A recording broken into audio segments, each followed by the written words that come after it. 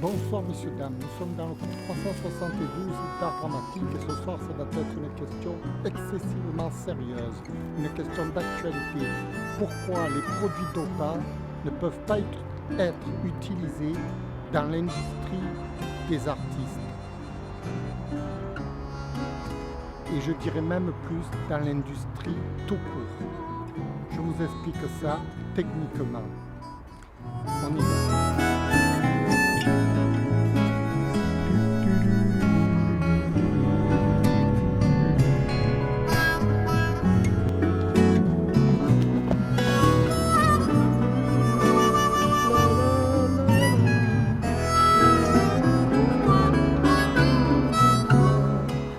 Alors, pourquoi on ne peut pas utiliser les produits dopants? Pourquoi les produits dopants plutôt sont contre-productifs au développement artistique, au développement de notre société?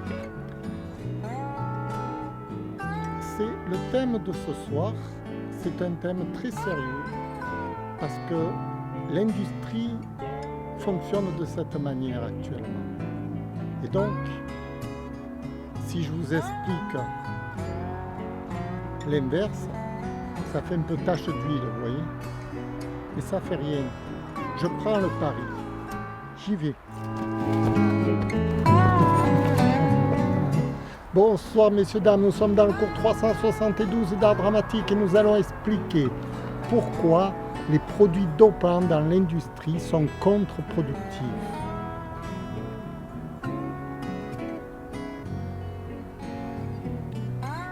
Dans toutes les industries, sportives, industrielles, artistiques. L'homme actuel, il faut bien dire ce qu'il est, la vérité. La vérité, la vérité, on veut la vérité. La vérité, elle est toute trouvée. Quand vous avez des gens endormis comme moi, ce sont ceux qui ne sont pas dopés. Mais si vous allez regarder les émissions à la télévision, vous n'avez pas de personnes endormies de mon style. Ce sont des personnes. Si vous regardez le football, vous n'avez pas des footballeurs comme moi qui jouent posément au ballon, qui jouent au ballon. Non, vous avez des joueurs qui. Si vous allez dans l'industrie, vous n'avez pas des gens qui sont fatigués de travailler, qui n'en peuvent plus à la fin de la journée, non. Ils sont fatigués mentalement, mais physiquement, non. Ce sont des gens qui pètent le feu. Et on a pensé que l'être humain devait être survitaminé pour qu'il soit le plus compétitif possible. Et il se pose un grave problème, très grave problème.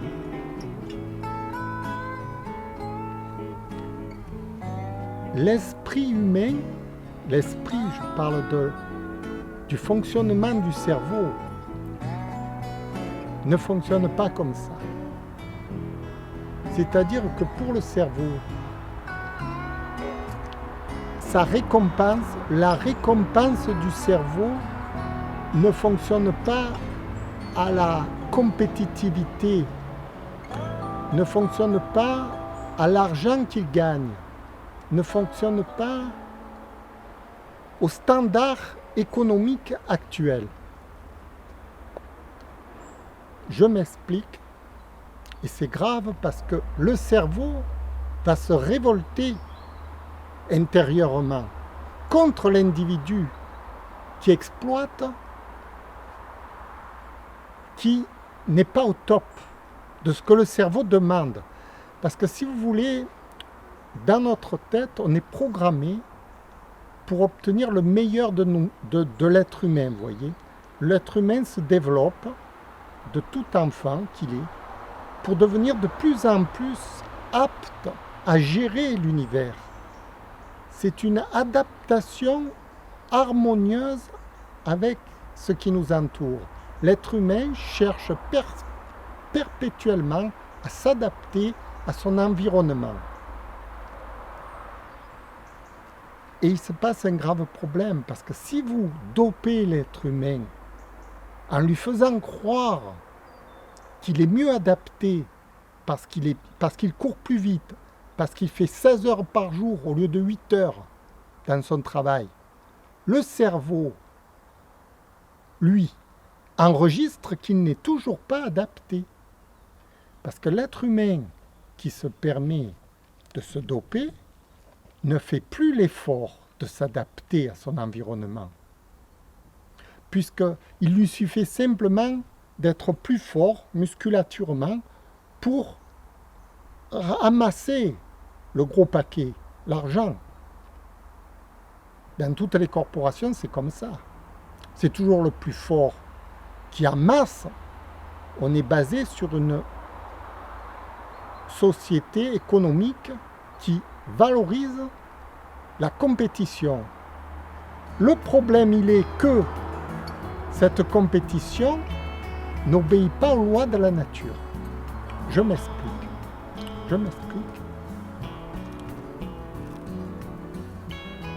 Vous avez un gars, un cadre, n'importe qui, un gars, un artiste, n'importe qui, vous prenez n'importe qui. Vous le dopez. Il va battre ses adversaires sur le terrain. Il va être meilleur qu'eux. Il va faire de la plus belle musique, il va faire des plus beaux tableaux, il va faire des plus beaux scores. Il va battre ses adversaires. Mais ce n'est pas parce qu'il a battu ses adversaires qu'il est mieux adapté à son environnement. Parce qu'il n'a pas fait l'effort de s'adapter. Il a fait que l'effort de battre l'adversaire. C'est facile de battre quelqu'un. C'est beaucoup plus dur de s'adapter au monde qui nous entoure. L'homme, la satisfaction de l'homme, lorsque l'homme atteint son âge élevé, le plus élevé, quand l'homme va mourir, sa satisfaction intérieure, c'est de s'être adapté à l'univers. Alors, s'il ne s'est pas adapté, qu'est-ce qui se passe?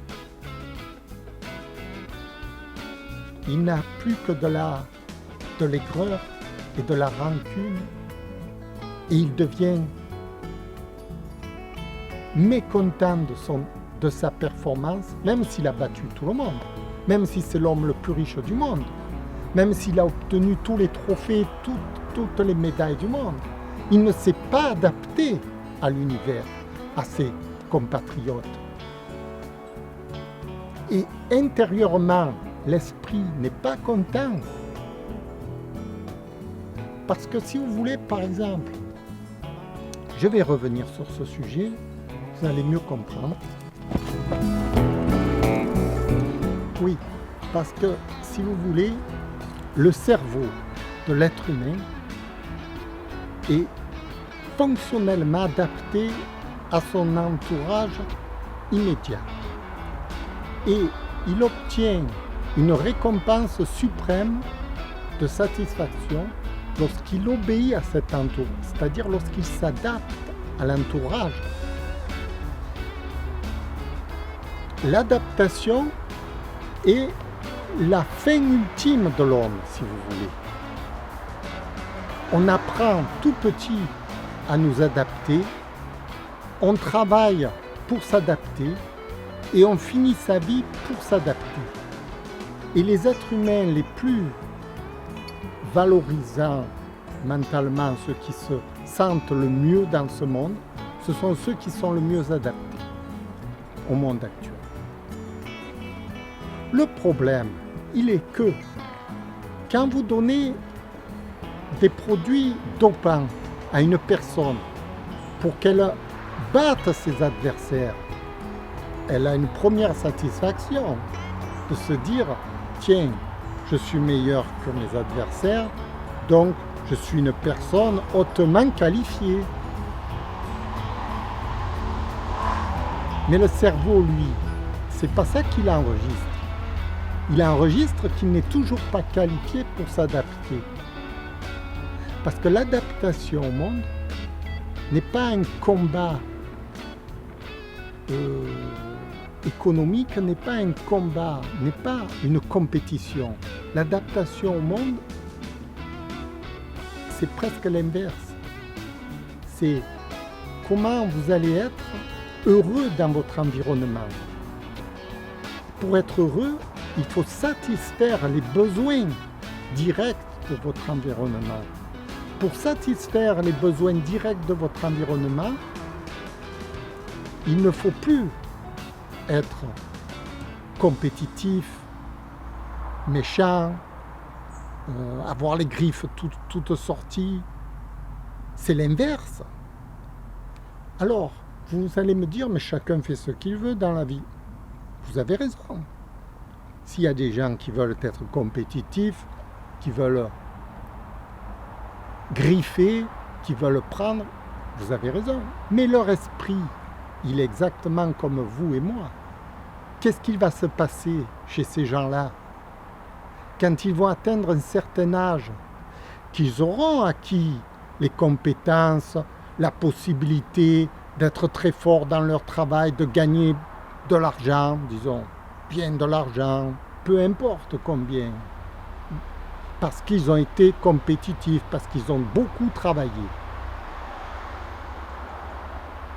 La compétition dans le travail économique, artistique, sportif n'est pas l'adaptation au monde. Ça n'a rien à voir. S'adapter au monde obéit à d'autres lois qui ne sont pas dans l'économie. Ce ne sont pas des lois de gain. On ne gagne pas de l'argent quand on s'adapte. On obtient simplement une récompense morale. C'est la récompense morale, ce n'est plus une récompense physique. Au contraire, je dirais même qu'on se déleste du physique pour s'adapter aux autres. L'intégration n'est pas la compétitivité. Mais l'esprit, comment va-t-il réagir? L'esprit de la personne qui a été compétitive, qui est devenue le roi. Je suis le roi des footballeurs, je suis le roi des artistes, je suis le roi des entrepreneurs. Il est le roi sur le papier. Mais dans sa tête, le cerveau, qu'est-ce qu'il lui dit à cette personne? Il lui dit, mais tu t'es pas adapté à ton monde. Quand tu parles à tes amis, quand tu parles à ta femme, quand tu parles à tes enfants, mais tu ne t'adaptes pas. Tu es insociable, tu es associable. Et le cerveau, il lui donne des points négatifs. Vous renvoie sans arrêt que vous n'êtes pas adapté. Il y a le clignotant rouge qui s'allume. Et au plus il vieillit, au plus le clignotant rouge il devient gros. Et cette personne qui ne s'est pas adaptée à son environnement et qui a eu toute la gloire économique d'être un grand entrepreneur, d'être un grand artiste, d'être un grand footballeur, d'être un grand sportif, d'être un grand de chez les grands, son cerveau lui envoie le signal inverse en lui disant « Monsieur, je suis désolé, mais vous n'avez aucune adaptation, vous êtes nul ». Et comment la personne réagit par rapport à ces signaux internes? Je vous le dis en mille, elle attrape les nerfs. Elle attrape les nerfs. Elle attrape la haine. Elle attrape la haine. Elle attrape la haine du monde qui l'entoure. Elle se sent rejetée par le monde malgré tous les efforts qu'elle a fournis dans le travail. Elle est devenue numéro 1. Elle devient haineuse parce qu'elle ne se sent pas reconnue par son entourage, parce qu'elle n'est pas adaptée. Sa vie est ratée. Sa vie est ratée parce que le cerveau ne félicite pas la personne. Et ces personnes-là deviennent très méchantes, très aigries, très injustes. Encore pire, elles dégénèrent parce qu'elles se basent sur des chiffres et non pas sur la réalité de son entourage. Et donc nous aboutissons à un monde où les personnes deviennent de plus en plus méchantes parce qu'elles s'adaptent uniquement au travail, uniquement sans réflexion, parce que pour s'adapter à son univers, ce n'est pas simple, messieurs, dames. C'est compliqué. C'est très compliqué. C'est très très compliqué. C'est une guerre avec soi-même, contre ses pulsions irrépressibles, contre ses désirs fallacieux. La réflexion de comment réagir dans telle situation pour combler les besoins que l'on a personnellement. C'est un mécanisme qui n'obéit pas du tout aux lois du travail actuelles telles qu'elles sont données. Et là, il va y avoir une contradiction flagrante. C'est un peu comme si on avait menti à ces personnes en leur donnant des bons points pour qu'elles travaillent bien, mais que ces bons points ne récompensaient pas la personne intérieurement, ne la nourrissaient pas. Donc elle se sent complètement en dehors du système. Voilà, messieurs. Alors ce soir, je fais un cours assez sérieux, assez punchy, on va dire, parce que je suis obligé de remettre les pendules à l'heure, si vous voulez. On ne peut pas aller dans deux directions opposées. On ne peut pas à la fois demander à un individu d'être très compétitif, de se doper, d'avoir toutes ses forces physiques pour affronter le monde. Je parle déjà d'affrontement. Et d'un autre côté, de s'adapter à son environnement. Ce n'est pas compatible. J'en suis l'exemple type. J'ai pensé toute ma vie à m'adapter à l'univers qui m'entoure. Je n'ai travaillé que pour ça. Et le comédien, c'est l'archétype de celui qui s'adapte à une scène. C'est le modèle qui permet de prouver que l'adaptation est bien meilleure que la compétition. C'est deux philosophies totalement différentes de la vie. Quand vous vous adaptez, vous ne cherchez pas le profit. Mais quand vous cherchez le profit, vous cherchez à prendre le dessus. Ce n'est plus une adaptation, c'est une victoire qu'il faut gagner.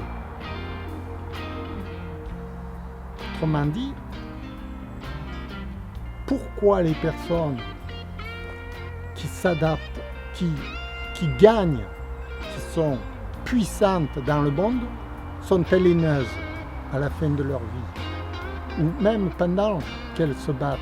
Pourquoi on leur enseigne la haine, la rage? Tu ne lâcheras rien, il faut absolument que tu gagnes, tu dois détruire ton adversaire. C'est contre-productif avec l'univers, avec notre entourage, avec le monde. Si on part du principe qu'il faut détruire l'adversaire, quand on entend les maîtres du monde parler, je vais te détruire,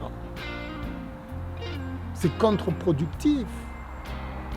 Ce sont des personnes qui pensent que pour avoir la récompense suprême de la vie, il faut qu'ils règnent en maître de l'univers. Je suis Jupiter, le maître de l'univers.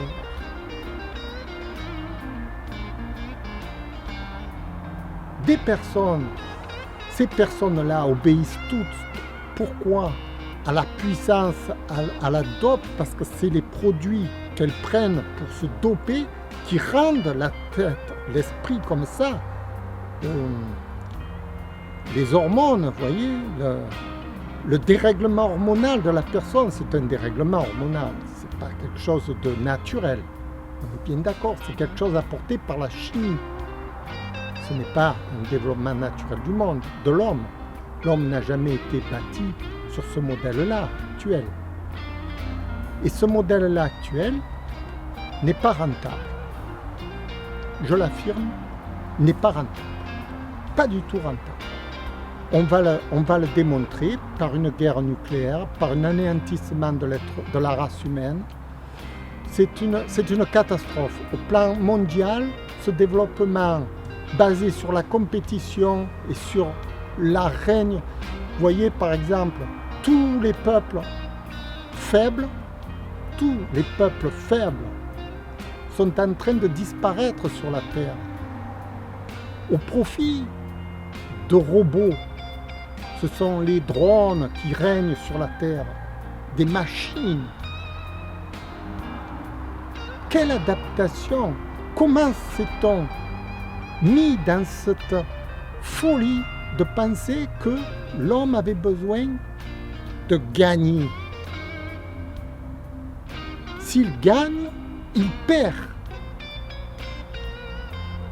Vous voyez? Il perd le sens de sa propre faculté à s'adapter. Je vais y revenir. J'ai été toute ma vie un compétiteur. J'ai d'abord joué au football. La compétition, je connais. Toute ma vie, ça a été ça. Ensuite, j'ai fait du cyclisme. Et pour terminer, je suis un joueur d'échecs parce que c'est un jeu tranquille, mais c'est la compétition en permanence. Et qu'est-ce qu'on apprend dans la compétition? On n'apprend pas à gagner. C'est faux. On apprend à perdre. C'est tout à fait différent.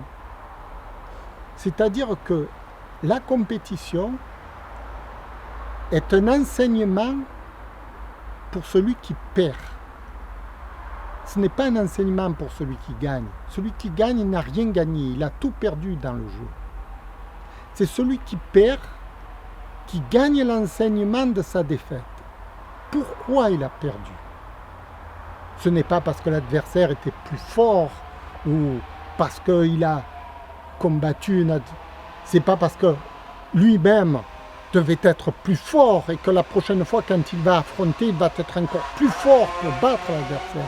Ce n'est pas une question de force, ce n'est pas une question de résultat. C'est une question d'harmonie, le jeu. Si l'on perd, on comprend qu'on n'a pas été assez... On a eu des défauts. Les défauts ne sont pas de n'avoir pas gagné. C'est pas ça le défaut.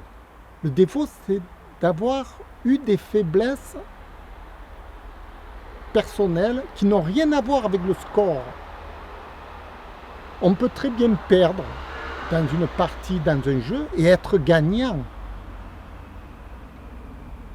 Quand je joue à des jeux, peu m'importe d'être gagnant. D'être gagnant, c'est presque une insulte. C'est pas le but du jeu. Le but du jeu, c'est de se corriger, de s'améliorer. L'harmonie avec ses compas, avec l'extérieur. Le but du jeu, c'est d'apprendre à comprendre ses limites, sa façon de réagir. C'est tout un enseignement personnel. Ça n'a rien à voir avec le score de la partie. Le score de la partie, on s'en fiche. Et c'est même contre-productif parce que lorsque vous gagnez, on vous félicite. C'est aberrant. Parce que ce qui compte, c'est au contraire, c'est d'essayer de comprendre quels sont vos défauts par rapport au déroulement du jeu. Qu'est-ce qui a fait qu'à un moment donné, vous avez failli sur une faute, quelque chose que vous avez fait? C'est la correction. Et les gens qui se dopent n'ont plus l'idée de se corriger, n'ont plus que l'idée de prendre des produits dopants pour être encore plus fort, pour être encore plus performant, pour gagner encore plus d'argent. sans penser un instant qu'ils peuvent se corriger leurs propres défauts, parce qu'ils n'ont plus de défauts, puisque le fait de se doper, ils peuvent abattre tous leurs ennemis. La bataille se joue au niveau de la force, contrairement la bataille en réalité de l'être humain se joue sur l'harmonie et non plus sur la force. Et le cerveau vous récompense quand vous êtes en harmonie avec ce qui se passe autour de vous, et il vous envoie des signaux négatifs quand vous êtes en désharmonie avec votre entourage. Et quoi de plus que la désharmonie, que d'humilier ou que de battre un adversaire? C'est l'inverse de l'harmonie. Ce que je vous disais, les lois économiques de ce monde doivent être repensées, redirigées, reformulées de façon à ce que ce ne soit pas les gagnants, les plus forts qui gagnent, mais ceux qui s'harmonisent le mieux avec les autres. C'est pour ça que je mets l'accent sur les services. C'est très important. Les services, c'est ce qui permet de réparer le monde et non pas de combattre le monde.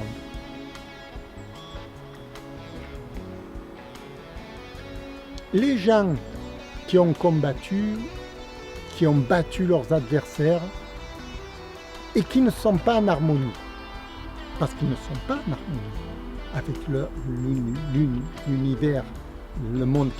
Ils sont en contradiction permanente. Qu'est-ce qui se passe dans leur cerveau? Dans leur cerveau, ça ne peut émaner que de la haine.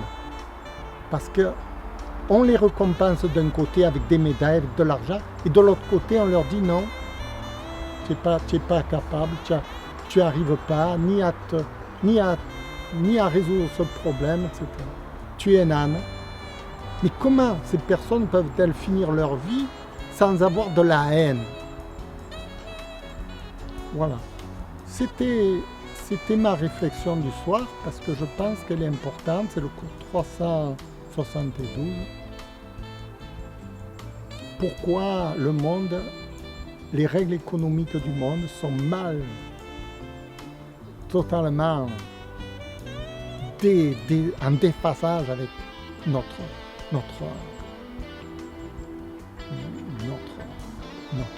On a un exemple de la guerre en Ukraine, c'est ça, c'est l'inadaptation des mondes entre gens très puissants qui ne peuvent pas s'harmoniser et qui font valoir la force. La force, c'est moi le plus fort, c'est moi qui va t'abattre. Ce n'est en aucun cas une harmonie. L'harmonie aurait été simple pourtant, de vous à moi. L'harmonie, c'est quoi? C'est de dire bonjour, c'est d'être gentil, c'est de respecter, c'est le respect envers les peuples. C'est ça l'harmonie. Or, règne que la terreur et la haine dans le monde, parce que c'est la loi du plus fort. Parce que les règles économiques sont orientées vers cet idéal de l'homme qu'il doit vaincre ses adversaires pour avoir de l'argent. C'est absurde, totalement absurde. Voilà, je vous remercie d'avoir écouté. Je vous explique pourquoi ce monde ne peut pas aller loin dans les règles actuelles. Il se casse la figure. L'homme est en train de se casser la figure parce qu'il n'a pas mis les bonnes règles au bon endroit. Je vous remercie d'avoir écouté. Je vous dis au revoir. À bientôt.